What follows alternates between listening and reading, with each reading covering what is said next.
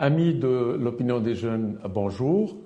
Je prends l'occasion pour vous souhaiter un excellent Ramadan, Ramadan Mubarak, avec tous mes voeux et ceux de l'équipe de Face to Face pour vous-même et vos familles. Aujourd'hui, j'ai le plaisir d'accueillir avec moi au studio, dans cette émission, le professeur Emmanuel Goffi. Emmanuel Goffi, qui parlera de lui-même dans un moment, est éthicien de l'intelligence artificielle. Il est conférencier et consultant. Il est co-directeur du Global AI Ethics Institute, associé senior chez Éthicien du numérique. Tellement de dimensions, je préfère que ce soit le professeur Goffi qui en parle lui-même. Professeur Goffi, je vous souhaite la bienvenue dans cette émission. Je vous remercie d'avoir accepté de nous rejoindre. Vous venez d'atterrir, à ce que je sache, venant de France, pour participer à une conférence dont nous parlerons tout à l'heure. Écoutez, merci infiniment déjà pour l'invitation, ça me fait extrêmement plaisir d'être là. Rapidement, encore une fois, c'est ce que vous avez dit tout à l'heure, j'ai globalement deux casquettes. Une première casquette qui est la co-direction du Global AI Ethics Institute, qui est un think tank qui met en avant, qui promeut la dimension culturelle appliquée à l'éthique de l'intelligence artificielle, et une deuxième dimension qui est éthicien du numérique, où là on fait plus de la consultance auprès des entreprises de toute taille, pour les aider justement à intégrer ces dimensions éthiques dans leurs activités qui sont liées à l'intelligence artificielle. Et on a une deuxième activité avec Éthicien du numérique qui est la formation. On fait beaucoup de formations dans des établissements postsecondaires, essentiellement d'ailleurs des écoles d'ingénieurs, où justement, là encore une fois, on explique et on essaye d'intégrer cette notion d'éthique. D'accord, mais est-ce que quand je lis le parcours, 2009-2015, un PhD en Political Science, Sciences Po Paris, c'est un parcours qui me semble un petit peu atypique par rapport à ce que vous faites aujourd'hui. Oui, c'est vrai que c'est un parcours riche, j'aurais tendance à dire, parce que tout le monde a des parcours atypiques maintenant, mais c'est un parcours riche et à la fois il y a une certaine cohérence, parce que j'ai été militaire pendant de nombreuses années dans l'armée de l'air française. D'accord. Et pendant que j'étais militaire, j'ai repris mes études, donc j'ai fait un premier master à Sciences Po, où j'ai découvert les questions d'éthique appliquées au monde militaire. Et j'ai trouvé ça fascinant. Et puis, dans mes premières affectations, j'ai enseigné à l'école de l'air, donc qui est l'école des officiers de l'armée de l'air à Salon de Provence. Et donc j'ai commencé à travailler sur les questions d'éthique et dans le même temps on avait des questionnements qui naissaient sur le renouvellement de nos flottes de drones avec des problématiques qui venaient des États-Unis, l'utilisation des drones par la CIA dans les zones tribales pakistanaises. Et donc petit à petit j'ai basculé les questions d'éthique sur les questions de drones et puis petit à petit les drones autonomes, l'intelligence artificielle, et donc il y a une certaine forme de continuité dans tout ça qui fait que aujourd'hui j'en suis là où j'en suis. Trois domaines d'intérêt ou de recherche. Ouais. Management, innovation et technologie. Ouais. Vous voulez nous donner le mix, comment est-ce que ça fonctionne? Management, je peux comprendre. L'innovation et la technologie, la gestion de la technologie, et donc tout ce qui l'entoure, tout ce que cela implique. Oui, alors l'idée, c'est toujours d'avoir une vision très transverse, parce que très souvent, ce qui se passe, et c'est normal, les gens ont un domaine de compétences, et donc c'est très siloté. Et donc j'ai cette immense chance d'avoir effectivement peut-être une vision un petit peu plus globale, qui me permet par exemple de parler aussi bien à des entrepreneurs qu'à des ingénieurs, parce que j'ai aussi une formation à la base plus technique, d'électrotechnicien. Donc ça permet d'articuler un petit peu tous ces éléments. L'idée, c'est pas de faire uniquement du management d'un côté, de faire de la technologie et de l'innovation, et de séparer les éléments, c'est que les gens comprennent quels sont les différents liens qu'on peut faire avec tout ça pour en bénéficier, pour augmenter la valeur de leurs activités. Donc c'est vraiment ça l'idée, c'est d'avoir une vision, prendre un petit peu de hauteur, un petit peu de recul et avoir une vision très très transverse pour pouvoir faire des inférences, parce que je pense que c'est à partir de là qu'en plus on va favoriser l'innovation. C'est-à-dire si on est capable d'aller piocher un petit peu à droite à gauche un certain nombre d'idées que des gens qui sont très silotés n'ont pas, eh bien c'est là où on va créer, encore une fois, un certain nombre de choses, on va promouvoir l'innovation. Vous avez travaillé sur l'Europe, vous avez travaillé sur quelques pays de le Far East et du Moyen-Orient également. Pourquoi pas l'Afrique? Alors l'Afrique, depuis peu, avec le Maroc en l'occurrence, et notamment à l'université Mohamed Ier, Oujda, exactement. Donc, alors pourquoi pas l'Afrique? Parce que pendant très longtemps, j'ai trouvé que l'Afrique c'était un continent très concurrentiel pour les Occidentaux. C'est-à-dire tout le monde veut venir en Afrique. Donc je m'étais dit c'est pas forcément le meilleur endroit où commencer à travailler. Et puis finalement, il y a eu un intérêt grandissant, j'ai remarqué, sur ces questions-là. Puis il y a une richesse. Moi, je connais pas vraiment le continent africain à proprement parler, mais en tout cas de ce que j'en sais, il y a une très très grande richesse, il y a une très très grande dynamique, il y a une très grande jeunesse, il y a une très grande volonté justement en termes d'innovation. Et donc je pense que c'est là aussi où l'avenir est en train de se construire. Donc il y a tout un tas d'endroits évidemment qui sont très intéressants. L'Inde en fait partie, l'Amérique latine en fait partie, mais je pense que le continent africain, il y a une très très forte dynamique qui est très intéressante à venir voir. Et il y a aussi, pour ce qui me concerne en tout cas, une dimension culturelle qui est fondamentalement importante parce qu'il y a une très grande richesse culturelle qu'on n'a pas nécessairement quand on est en Occident, par exemple. Avec l'Europe éventuellement et prenons progressivement de l'ascendant, je pense de la distance par rapport à l'Europe. Alors, je pense qu'il faut prendre de la distance. Et je pense que ça, c'est peut-être la partie la plus compliquée parce que forcément, il y a des intérêts qui sont un peu divergents. Il y a une volonté d'émancipation du continent africain et de certaines nations du continent africain, pas toutes. Mais en même temps, il y a aussi des intérêts qui sont historiques, qui sont financiers, qui sont économiques, stratégiques et politiques, qui sont très, très présents et dont il est difficile de se défaire. Donc, la difficulté de s'émanciper véritablement pour prendre sa distance par rapport à l'Europe, moi, je pense que c'est quelque chose de très, très important, mais c'est quelque chose d'éminemment complexe. On peut pas, du jour au lendemain, d'un seul coup, on a vu un certain nombre de réactions du chef d'État par rapport à un autre chef d'État. C'est juste un constat. Est-ce que c'est la façon de prendre de sa distance ou c'est la façon de vivre un événement, un moment qui fera date, sans aucun doute? Je pense qu'il faut. Alors, les événements comme ça font toujours date, sont toujours des événements qui sont compliqués à gérer. Mais encore une fois, moi, je pense qu'il ne faut pas se focaliser sur des micro-événements. C'est très souvent des problématiques politiques. Moi, j'aime bien penser au-delà du politique. Oui. Parce que les problématiques qu'on retrouve au niveau politique, on ne les retrouve pas nécessairement au niveau des relations entre les peuples. Donc, moi, je pense que c'est plutôt là où il faut aller véritablement chercher une dynamique de coopération. L'idée, c'est pas véritablement de s'émanciper et d'entrer en opposition avec, parce que je ne pense pas que ce soit constructif. Non, je ne pense pas. C'est effectivement de mettre en place un compromis qui soit équitable. Où chacun... Difficile à faire. Difficile à faire. Très, très difficile à faire. Il faut une volonté politique, il faut une dynamique, il faut un certain nombre d'éléments à mettre en œuvre. Mais malgré tout, encore une fois, et dans le domaine qui me concerne, l'intelligence artificielle, je vois cette dynamique arriver de plusieurs endroits. Ça arrive de l'Inde, ça arrive d'Amérique latine, ça arrive du Proche-Orient, ça arrive du Maghreb ou du Machrek, ça arrive aussi d'un certain nombre de pays africains. Donc je pense qu'il y a cette volonté peut-être de rééquilibrer un petit peu les choses. De revoir une autre approche, une autre façon de voir les choses. Exactement. Parlons de l'intelligence artificielle. En Europe, nous savons un petit peu ce qui se passe. En Afrique, bien, dans une moindre mesure. Ailleurs, chaque jour, en se réveillant, on trouve une nouvelle application, une nouvelle invention. Qu'est-ce qui se passe réellement ?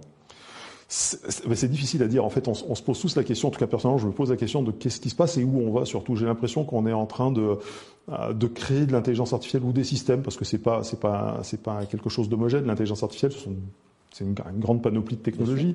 Bien sûr. Et donc j'ai vraiment l'impression, surtout dans le monde occidental, qu'on est dans une quête perpétuelle de toujours plus. Alors ça, c'est encore une fois, on va pas sombrer dans la philosophie philosophante, mais ça, c'est quelque chose qui est très ancré culturellement, qui consiste à dire que la technologie, c'est le progrès, c'est l'émancipation de l'homme par rapport aux aléas du monde.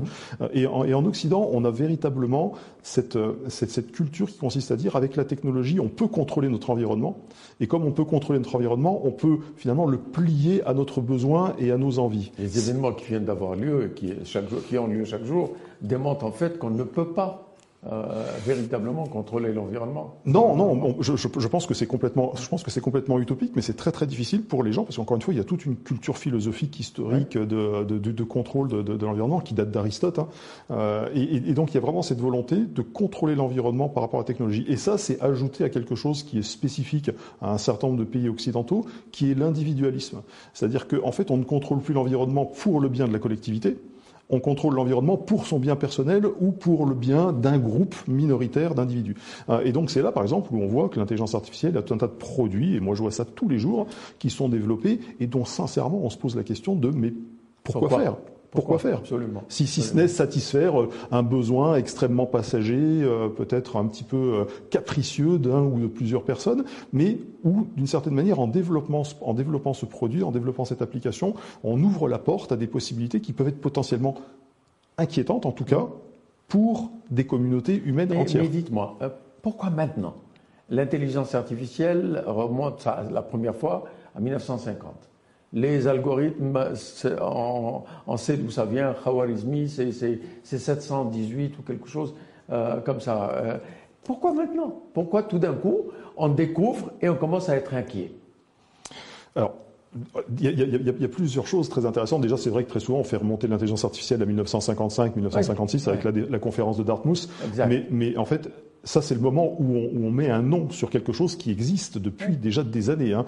Alors, il y avait déjà un certain nombre de travaux qui avaient été menés dans le monde arabe, notamment. Il y avait un travail sur les automates qui était conséquent, qui était très très fort. Les mathématiques viennent du monde arabe, donc tout ce qui a nourri ce qu'on a pu mettre en place dans cette conférence de Dartmouth avec McCarthy en 1956, ça c'était juste, lui, il a juste créé un nom, un label qui recouvrait quelque chose d'existant. Alors pourquoi aujourd'hui? Parce qu'aujourd'hui, on s'aperçoit qu'effectivement, les capacités technologiques, elles croissent à un rythme exponentiel. Exact. Donc les possibilités sont de plus en plus grandes et de plus en plus rapidement. Et le deuxième élément, c'est que ces possibilités sont rendues très publiques, c'est-à-dire qu'elles sont accessibles à un large public, à quasiment tout le monde. Donc n'importe qui, d'une certaine manière, en étant un peu trivial, peut bidouiller dans son coin sur un ordinateur et développer une application qui va être plus ou moins intéressante, mais en tout cas, tout le monde peut s'intéresser à ça. Plus les médias qui viennent évidemment rendre ça extrêmement habituel, ça fait partie du bruit sonore. Il y a tout ça sont des éléments qui font que l'intelligence artificielle explose. Fait peur. Alors oui, alors c'est difficile. Je trouve qu'il y a toujours un positionnement qui est très, comment dirais-je, polarisé entre les technophobes, les technophiles, hein, soit de ceux qui sont véritablement en faveur et qui veulent développer l'intelligence artificielle, soit de ceux qui ne voient que des côtés négatifs. Il y a des côtés négatifs dans toutes les technologies. Bien sûr. Quand on développe la voiture a des côtés positifs, des côtés négatifs. L'intelligence artificielle, c'est la même chose. Maintenant, le problème de l'intelligence artificielle comparée à d'autres technologies, comme vous venez de le dire, c'est que ça va très vite et que les potentialités sont extrêmement inquiétant. C'est-à-dire les risques sont beaucoup plus importants que les risques qui sont liés à l'utilisation d'un véhicule. On le voit aujourd'hui avec ChatGPT, avec la production de langage, avec les deepfakes, avec la production d'images fausses. Vous avez certainement vu récemment les images qui ont été publiées sur le président Trump qui se faisait arrêter, puisque c'était ce qui était prévu normalement, ou des photos du président Macron qui est assis sur des détritus dans Paris. Et donc en fait tout ça, ça a un impact très fort parce qu'avec ces outils-là, on peut manipuler des populations. On les manipulait déjà sans ces outils. On peut les manipuler de manière encore plus massive. Oui, éventuellement. Mais est-ce que on ne doit voir que ça, ou on doit voir d'autres aspects qui sont très utiles pour les populations, pour le développement des peuples, pour le rapprochement des peuples, etc. Mais encore une fois, il y a vraiment les deux aspects dans toutes les technologies, dans toutes les techniques. Il y a toujours un aspect positif et un aspect négatif. Mais pour qu'il y ait un aspect positif, à mon sens en tout cas, il faut qu'il y ait une vision, c'est-à-dire il faut qu'il y ait un objectif à atteindre. C'est-à-dire si on développe des applications d'intelligence artificielle, par exemple, pour aider les populations qui vivent dans des endroits reculés à accéder, par exemple, à des soins particuliers, très bien, il y a une vision sociétale. Le Japon fait ça très bien avec leur société 5.0. Ils ont une vision de la société de demain qui répond à des problématiques qui sont socio-économiques, notamment les problèmes d'âge de la population qui est grandissante, de manque de main-d'œuvre. Donc on remplace et on trouve de la solution dans la technologie, mais parce qu'on a une vision. Quand vous développez des technologies pour le plaisir de développer des technologies ou pour résoudre des problématiques qui sont quasiment insignifiantes, là vous ouvrez la boîte de Pandore. Parce que là, vous sortez des cadres normatifs, parce que vous n'avez pas de vision, vous n'avez pas un intérêt pour la collectivité. Donc c'est là où il faut faire très attention. Alors on fait quoi? D'accord, on est sorti on a ouvert la boîte de Pandore, on est sorti des sentiers, des anciens sentiers, etc. On fait quoi? Pas grand-chose. C'est ça la difficulté, c'est qu'on peut plus faire grand-chose parce qu'aujourd'hui, alors c'est vraiment l'idée, et on en reparlera, c'est l'objet de la conférence. C'est-à-dire qu'on essaye de réguler tout ça, on essaye d'encadrer, on essaye de normer, de dire voilà quelles sont les limites à dépasser ou à ne pas dépasser. Le problème, c'est qu'il y a une telle gamme de produits d'intelligence artificielle, une telle gamme d'acteurs, une telle gamme d'intérêts qu'on ne peut pas tout contrôler. Et les ressources aussi. De ressources, exactement, dépassent celles de bien des États. Exactement. Donc c'est là où aujourd'hui on est dans une impasse parce que il y a toujours ce discours de il faut réguler, il faut contrôler parce que justement il faut faire en sorte de maintenir cette boîte de Pandore dans des limites relativement acceptables, mais en même temps au quotidien et pour toutes les personnes qui travaillent dans le domaine de l'intelligence artificielle, on s'aperçoit que ça n'est techniquement pas possible. Alors ça ne veut pas dire qu'il faut rien faire, ça ne veut pas dire que la gouvernance n'est pas souhaitable, ça veut simplement dire que je pense qu'on se trompe de modèle, je pense qu'on est dans l'erreur à, encore une fois, vouloir contrôler. C'est-à-dire, la logique un petit peu paradoxale, c'est qu'on crée des technologies pour contrôler le monde, et ensuite il faut contrôler la technologie. Donc il faut créer des outils qui contrôlent le contrôle. Et donc en fait, on est dans une course perpétuelle au contrôle. Je pense qu'aujourd'hui, on a atteint un niveau où c'est très très très très compliqué justement de rééquilibrer et de faire en sorte que les applications ne soient pas potentiellement dangereuses pour... Est-ce que ça n'est pas peut-être parce que nous adoptons la même approche, la même façon de le faire, nous essayons de résoudre une équation avec les mêmes outils que dans le passé? Est-ce qu'il ne faut pas aujourd'hui réfléchir autrement, adopter une autre approche et une approche collaborative, une autre approche participative, une approche qui ne regarde pas ce qui nous arrive comme étant potentiellement mauvais, comme étant potentiellement, pouvant supprimer des millions d'emplois, etc., mais comme des outils que nous utilisons. Donc l'homme doit se concevoir aujourd'hui autrement. Alors, il y a une grosse question forcément philosophique de savoir est-ce qu'on ne devrait pas repenser un petit peu nos modèles, ça c'est certain, et je pense qu'avec l'intelligence artificielle c'est nécessaire. Maintenant, il faut être aussi très très réaliste, c'est-à-dire on peut être idéaliste et imaginer le monde tel qu'on l'aimerait qu'il soit, il faut aussi être réaliste, c'est-à-dire le regarder tel qu'il est. Et tel qu'il est, c'est pas difficile. Vous avez un certain nombre de nations qui ont des moyens technologiques, qui ont des volontés de domination dans un domaine qui est un domaine stratégique, l'intelligence artificielle. Ouais. C'est pas une nouveauté, ça a été le cas pour tout un tas d'autres domaines. Et puis vous avez des nations qui sont un petit peu à la traîne pour tout un tas de raisons, soit parce qu'elles sont pas intéressées par ce domaine-là, soit parce qu'elles n'ont pas les moyens, soit parce qu'il n'y a pas de volonté politique, soit etc. Bref. La problématique qu'on a aujourd'hui, c'est que ces nations qui sont en tête dans le domaine de l'intelligence artificielle n'ont pas envie d'être dans du collaboratif. Elles veulent maintenir une situation de domination. Bien sûr. Voilà. Et ça c'est normal. C'est les États-Unis, c'est la Chine qui sont les deux grands acteurs, mais c'est aussi l'Union européenne qui a trouvé une voie au travers de la norme, puisque l'Union européenne, comme beaucoup d'acteurs, est très très loin derrière les États-Unis, très très loin derrière la Chine, et que le seul moyen qu'on a trouvé d'être en compétition avec ces deux grands acteurs, eh bien, c'est de rentrer par la norme. Là aussi, c'est pas une grande nouvelle, c'est quelque chose de très très exactement en relation internationale, l'utilisation des normes pour contrôler son environnement, c'est quelque chose de normal. Et là, en fait, en créant de la norme, en arrosant un petit peu le monde de normes, eh bien finalement, on fixe à l'ensemble des acteurs de l'intelligence artificielle les limites. Et généralement, ce sont des limites qui nous arrangent, nous, Européens. Parce que, évidemment, ce qu'on essaye de faire, c'est faire croître notre marché. On essaie de faire grossir notre part du lion de ce gâteau énorme qu'est l'intelligence artificielle. Donc, je suis complètement d'accord sur l'idée qu'il faudrait plus de collaboration. Il faudrait plus de pays comme le Maroc qui viennent à la table et qui viennent apporter une vision différente, de pays comme le Japon, de pays comme l'Inde, qui est un pays énorme, ou même la Chine. Encore une fois, on ne parle pas de la dimension politique de la Chine, mais il faudrait qu'un certain nombre de pays viennent en disant, écoutez, c'est très bien ce que vous faites, mais ça ne correspond pas, par exemple, à nos intérêts. Ça ne correspond pas à notre culture. Ça ne correspond pas à notre vision du monde de demain. Et on ne veut pas être assujetti à des règles qui reposent sur des valeurs qui ne sont pas les nôtres ou à des règles qui reposent sur des intérêts qui ne correspondent pas à nos intérêts. Et donc là, évidemment, ça demande aussi une certaine volonté politique d'émancipation et d'être capable, à un moment donné, pour un pays comme le Royaume du Maroc, de dire « Ok, comment est-ce qu'on voit la société de demain et comment est-ce qu'on voit le rôle de la technologie dans cette société ?» C'est vraiment ça les questions qu'il faudrait se poser de manière très très locale. La conférence de demain pourrait, va-t-elle mettre le doigt, ne serait-ce que de manière liminaire, sur la question? C'est l'objectif et c'est vraiment le souhait qu'on a. Hein. C'est vraiment de dire. Qu'est-ce que c'est que cette conférence? C'est une conférence qui sera certainement la première pierre d'un immense édifice pour une réflexion beaucoup plus globale, beaucoup plus équitable sur les questions de gouvernance de l'intelligence artificielle. Aujourd'hui, si on regarde un petit peu les chiffres, il y a environ 70% des documents normatifs qui encadrent l'intelligence artificielle qui viennent du monde occidental. Alors que le monde occidental, dans son ensemble, représente à peine 15% de l'humanité. Donc ça veut dire qu'il y a tout un tas de régions du monde qui sont complètement exclues du débat, qui sont complètement exclues de la discussion et qui, d'une certaine manière, subissent un petit peu ce qui est produit par le monde occidental. Alors aussi bien par des orientations publiques que des orientations privées. Hein, c'est pas simplement les GAFAM ou les BATEX, hein, comme on dit ça, c'est pas forcément les big tech américaines ou chinoises. Il y a aussi évidemment des volontés politiques de l'Union européenne, par exemple. Donc l'idée de cette conférence, c'est de remettre un petit peu tout à plat et de dire à un certain nombre d'acteurs, d'un certain nombre de pays, d'un certain nombre de cultures, venez dire ce que vous avez à dire.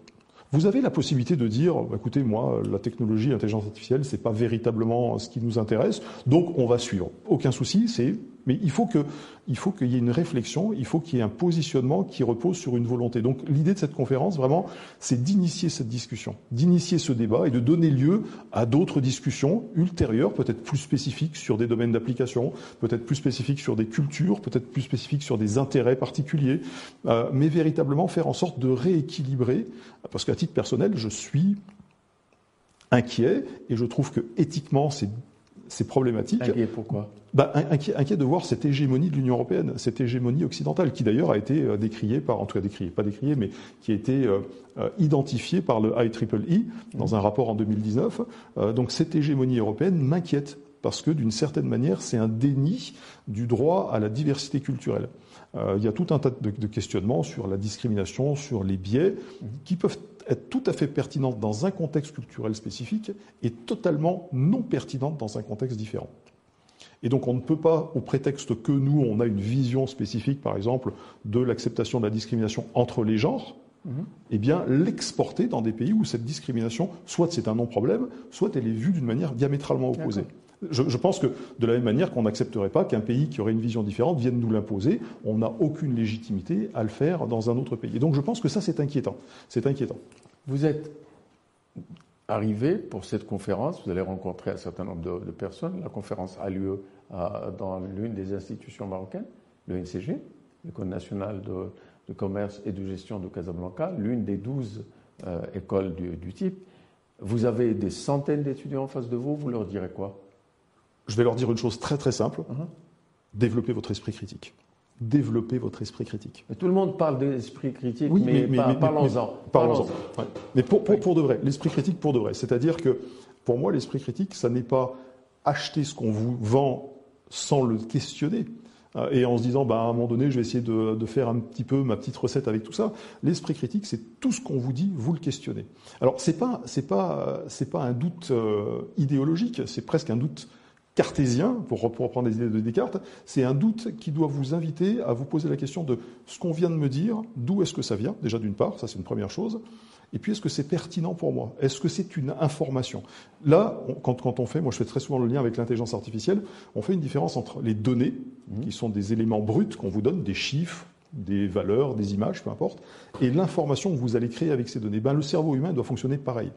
Il ne faut pas prendre une image en disant c'est une information, M. Trump vient d'être arrêté par la police, et puis ensuite aller véhiculer cette idée-là. Il faut se dire ça c'est une donnée brute. Je vais l'analyser, je vais la classer, je vais essayer de regarder, je vais contrôler, je vais aller vérifier ailleurs si c'est quelque chose de vrai, et je vais en faire une information parce que moi j'ai besoin de savoir si oui ou non M. Trump a été arrêté suite aux soucis juridiques qu'il avait. C'est cette manière-là de penser. L'esprit critique, c'est avoir un socle de connaissances qui permet d'avoir du recul sur l'ensemble des données qui me sont fournies, qui me sont vendues comme de l'information, alors que ça n'est pas de l'information. L'information sont des données qui sont organisées et qui sont ensuite utilisées dans un but précis. Donc il y a tout un tas de choses qu'on nous dit, qu'on entend, qu'on voit, qui en fait ne nous servent pas fondamentalement. Et donc on les prend comme de l'information parce qu'on ne prend pas le recul, et donc on n'a pas d'esprit critique. On perd notre capacité d'esprit critique, c'est-à-dire à prendre du recul, à se dire mais d'où est-ce que ça vient ? Qui est-ce qui dit ça ? Pour quel objectif ? Est-ce que moi c'est utile pour moi ? Et si c'est utile, dans quel cadre ça va être utile ? Comment je peux le croiser avec d'autres données ? C'est vraiment ça qu'il faut qu'aujourd'hui les jeunes, et je pense que ça va être difficile avec l'intelligence artificielle, moi je le vois quand j'enseigne avec ChatGPT en particulier, où les jeunes effectivement, vous leur donnez un devoir, ils rentrent la question, ChatGPT fait le travail. Ça, c'est la mort de l'esprit critique, c'est la mort de l'intelligence. L'intelligence, c'est pas simplement la production, c'est aussi ce qu'on appelle les soft skills, c'est-à-dire les capacités qu'on acquiert en construisant son devoir. Ça nous ramène à ce qu'on disait tout à l'heure, il faudrait changer le fusil d'épaule, si je puis me permettre. Certainement. Apprendre autrement, encadrer différemment, orienter d'une autre façon, interagir avec. Non, c'est pas ça. Pas ça notre devoir aujourd'hui. Je pense que c'est ce qu'il faudrait faire. Maintenant, c'est compliqué. Par exemple, avec ChatGPT, moi le premier. Je suis un peu à la peine parce que je ne vois pas comment utiliser ChatGPT de manière intéressante. Quand j'étais un peu plus jeune, on avait le même souci avec Wikipédia, où on disait attention, Wikipédia, et tout le monde, il ne fallait pas citer Wikipédia. Parce qu'effectivement, tout le monde reprenait ce qu'il y avait sur Wikipédia. ChatGPT, c'est difficile à utiliser parce que très souvent, les étudiants, soit parce qu'ils sont un peu fainéants, soit parce que ça va très vite. Mais demain, il sera autrement. Oui, et puis même aujourd'hui, c'est pas si difficile à utiliser. ChatGPT, fondamentalement, c'est pas quelque chose de très très complexe à utiliser. Mais en tout cas, il y a une certaine propension. Et encore une fois, là, faut faire très attention. C'est pas que les jeunes générations, c'est pas que les étudiants. Tout le monde. Tout le monde. Oui, chez les journalistes, tout un tas de gens. Ce qui nous maintenant ramène à dire, est-ce qu'on peut bloquer, est-ce qu'on peut stopper, est-ce qu'on peut encadrer, est-ce qu'on peut légiférer contre ou pour mieux, pour une, comment dire, pour arrêter cette hémorragie? Est-ce qu'en fait c'est une hémorragie? Est-ce qu'on peut légiférer? Je pense pas qu'on puisse légiférer. Je pense qu'on peut, dans certains cas spécifiques, peut-être limiter les dégâts. Mais l'erreur à ne pas faire quand on parle de gouvernance ou de légiférer sur l'intelligence artificielle, c'est d'avoir ce qu'on appelle des métanormes, c'est-à-dire une vision très horizontale. C'est-à-dire, je crée une règle et puis elle va s'appliquer à tout le monde dans tous les secteurs d'activité pour toutes les applications. Ça, c'est complètement utopique, ça ne fonctionnera pas. Ça ne fonctionnera pas.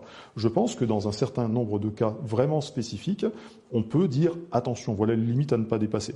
Maintenant, de manière générale, non, on ne pourra pas contrôler ChatGPT. Les universités ont beau dire, certaines universités comme Stanford aux États-Unis ont dit on interdit ChatGPT sur le campus, mais l'étudiant, il sort du campus, il va chez lui, il utilise ChatGPT, il fait son devoir et il revient sur le campus. Donc c'est une réglementation qui n'a pas grand intérêt. Elle va limiter vraiment à la marge les utilisations de ChatGPT. Donc légiférer un outil qui n'a plus de frontières, un outil qui est très polymorphe, parce qu'encore une fois, l'intelligence artificielle, c'est une masse énorme de technologies potentielles. Moi, je trouve que c'est complètement utopique. Et le légiférer, et en tout cas l'encadrer avec des normes qui représentent les valeurs d'une quinzaine de pourcents de l'humanité, c'est encore plus utopique. Donc je pense que notre manière d'envisager la réglementation de l'IA, la gouvernance de l'IA, c'est une manière qui est complètement erronée et qui, sur le long terme, ne fonctionnera pas. Est-ce qu'elle n'amènerait pas la transformation de l'institution universitaire à un autre type? Les étudiants continueront à l'utiliser, le ChatGPT entre guillemets ou Bard ou toute autre application évoluant, étant adossée à des bases de données énormes, et donc on peut avoir accès moyennant cela et le chat lui-même à des données qu'autrement on prendrait des mois à pouvoir. C'est cela justement ce qui est en train d'arriver, non? Et donc la transformation de l'institution par des applications qui n'avaient pas cet objectif quand elles étaient développées. Est-ce que ce n'est pas ce à quoi nous sommes? Encore une fois, il y a plusieurs manières de voir les choses. Moi, je pense effectivement qu'on peut se poser ce genre de questions. Maintenant, ça pose beaucoup de problèmes. C'est-à-dire, moi, globalement, je reviens à Aristote et la techné, donc la naissance de la technique. La techné, c'est à la fois l'artefact qui est produit. Par exemple, je construis un fauteuil, mais c'est aussi toutes les connaissances que j'acquiers en construisant mon fauteuil. D'accord ? Donc ChatGPT, si vous passez par ChatGPT ou par n'importe quel outil qui finalement remplace l'activité intellectuelle, finalement vous affaiblissez vos propres capacités à faire des inférences, vos capacités à développer votre esprit critique, vos capacités à vous adapter au monde qui est autour de vous. C'est-à-dire que vous perdez un certain nombre d'éléments et ça, on peut très bien considérer que c'est pas très grave. Peut-être que dans l'avenir, c'est ce que les futures générations voudront. Ça, j'en sais strictement rien. J'ai pas de réponse à ça. Mais en tout cas, ce qui m'inquiète, c'est qu'il n'y a même pas de débat là-dessus. Il n'y a pas de questionnement là-dessus. Parce que les gens peut-être sont inquiets, ils ne savent pas comment le faire. Je pense que déjà, par exemple, quand on parle de révision des modèles universitaires, je pense que déjà, on a affaire là aussi à des systèmes qui sont extrêmement lourds, qu'on ne modifie pas du jour au lendemain. Parce que les étudiants ont leur tort, les professeurs ont leur tort également aussi. Il y a certains professeurs qui trouveront tout à fait satisfaisant que les étudiants fassent des travaux sur ChatGPT. Ils leur donneront des bonnes notes, tout le monde sera satisfait, ils auront une courbe de satisfaction étudiante qui sera très bien. Donc tout le monde peut y trouver son compte. Là, je renvoie les gens à la lecture de philosophes comme Ange Jonas sur l'impératif de responsabilité. Toute la question que nous, on a se poser, notre génération, c'est de se dire qu'est-ce qu'on veut donner aux jeunes de demain? Quelle est notre responsabilité vis-à-vis des jeunes de demain? Peut-être que demain, les jeunes, quand on leur explique l'esprit critique, la construction intellectuelle, peut-être que ça sera complètement hors sujet pour eux. Ils ne seront peut-être pas du tout dans le même modèle. Donc la question, c'est est-ce qu'on doit leur imposer un modèle qui est notre modèle, au travers duquel on a été éduqués, ou est-ce qu'au contraire, c'est à nous, finalement, de nous ajuster à ce monde et d'accepter que peut-être, effectivement, demain, l'esprit critique ne sera plus là. Leur imposer quoi que ce soit? Je ne suis pas persuadé qu'on puisse imposer à proprement parler, mais en tout cas, on peut avoir une influence relativement importante sur l'avenir.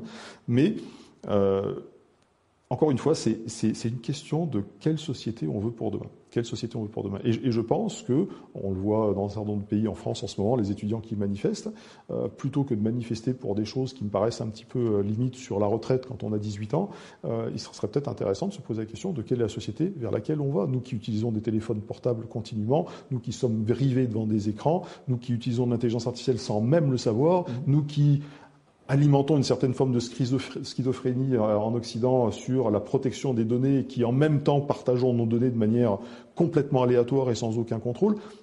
Je pense que les jeunes devraient se poser cette question. Vers quoi on va? Est-ce que demain, finalement, notre vie, ce sera des interactions par écran interposé, ou est-ce que finalement, on sera aussi, d'une certaine manière, inféodé à l'intelligence artificielle? Parce que quand vous disiez une masse d'informations extrêmement importante qui permet d'aller plus vite, la question se posera toujours de savoir est-ce que derrière, il n'y aura pas des gens qui vont vouloir manipuler cette masse d'informations? Ça a toujours existé, non? Oui, mais est-ce que parce que ça a existé, il faut l'accepter? Non. Et pourquoi est-ce qu'il faut l'accepter en se disant ça sera encore plus massif? Parce que ça a existé en communication, ça existe en politique, ça existe dans tout un tas de domaines, mais ça reste toujours des domaines relativement circonscrits. Avec l'intelligence artificielle, c'est tout le monde.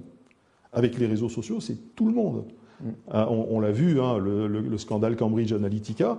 Aujourd'hui, on peut avoir un impact extrêmement fort, extrêmement puissant, avec des conséquences extrêmement lourdes sur des populations extrêmement larges. Donc c'est ce genre de questions aussi qu'il faut. Alors encore une fois, moi j'ai pas de solution. Je serais très heureux si j'avais des solutions. C'est qu'il y a une absence de questionnement sur ces sujets-là. C'est-à-dire on court, on est un peu, vous savez, on met le feu et derrière on éteint l'incendie. Et puis on remet un autre feu et on rééteint l'incendie. Je pense qu'à un moment donné, il faudrait peut-être se poser la question de est-ce que c'est vraiment utile de mettre le feu? Posons-nous, réfléchissons, ayons des débats sur ces questions-là. Et il faut des débats qui soient des débats les plus larges possibles. Il ne faut pas des débats entre intellectuels qui s'y connaissent dans le monde occidental. Il faut des débats entre des gens qui s'y connaissent, des gens qui s'y connaissent pas, des gens qui viennent de divers horizons, techniques, sciences humaines, peu importe, et qui viennent de cultures très différentes. Parce qu'encore une fois, moi, quand je compare, par exemple, ce qui a été fait en Nouvelle-Zélande avec l'intégration de la culture maori dans leur réflexion sur la protection des données, quand je vois ce que fait le Japon, il y a des visions du monde complètement différentes. Et je pense qu'elles pourraient enrichir notre réflexion. Monsieur Goffi, je vous remercie d'avoir accepté de vous soumettre à cet échange très riche qui éclairera beaucoup de nos amis, membres de l'opinion des jeunes, que je remercie de suivre cette émission et les émissions à venir. Je vous donne rendez-vous la semaine prochaine avec le professeur Hussein Ktani, professeur d'intelligence artificielle à l'université Akhawaïn d'Ifrane. Jusque-là, je vous souhaite une excellente journée. Au revoir. Merci pour l'invitation. Je vous remercie.